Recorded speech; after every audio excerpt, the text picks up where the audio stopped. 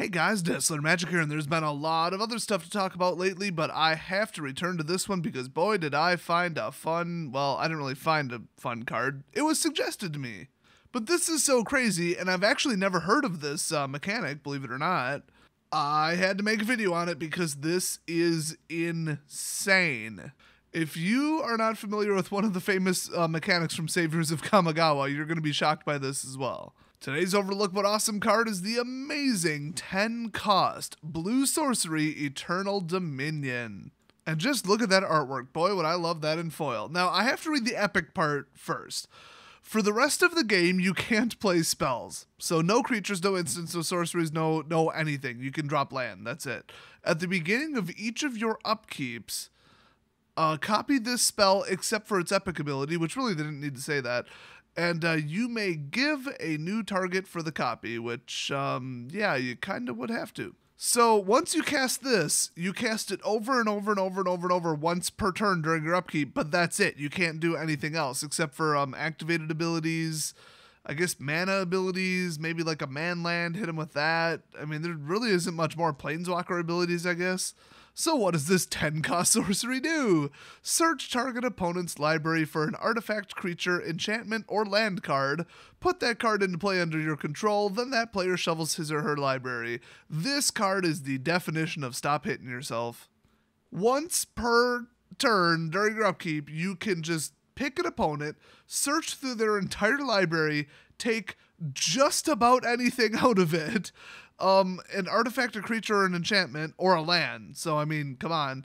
And then just put it directly into play. So, Emrakul, go for it. You know, another Eldrazi Titan, go for it. If it's Tron, you could just go get their big Tron bombs, like Worm Coil Engine, or whatever the hell that thing's called. Beating your opponent with their own deck, that is hilarious. The only problem is you're actually casting a copy of the spell every single upkeep. So they could just, like, negate it. They could counter it with any kind of spell countering at all. Kind of makes me wonder if you played a card that says return target spell to hand, if it would actually return to your hand when it's a clone. I think it would just vaporize, but I think it would still work.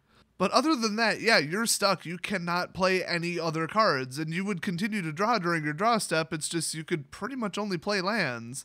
So Epic is very, very, very suicidal.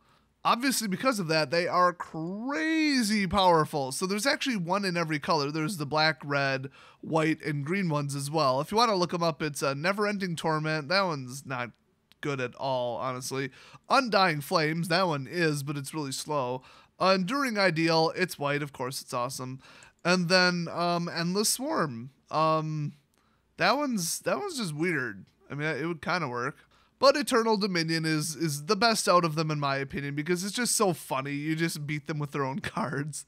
So this is definitely an overlooked but awesome card. Now, you gotta question the legality of something like this, but yeah, it's legal in Modern, it's legal in Commander. In fact, it's fully legal in Vintage, Legacy, and the Kamigawa block.